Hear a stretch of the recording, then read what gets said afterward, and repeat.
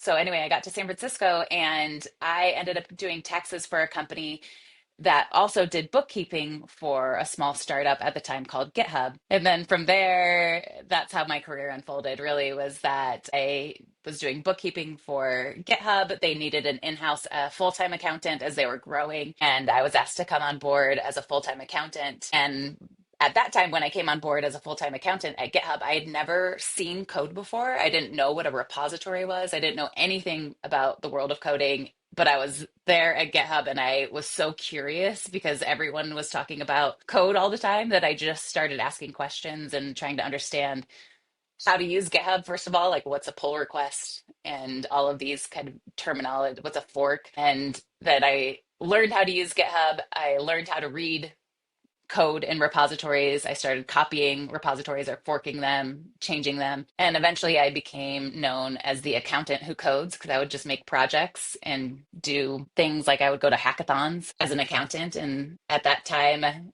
yeah, internally, I just became known as this accountant that codes. And eventually they asked me to be on the engineering team. Wow.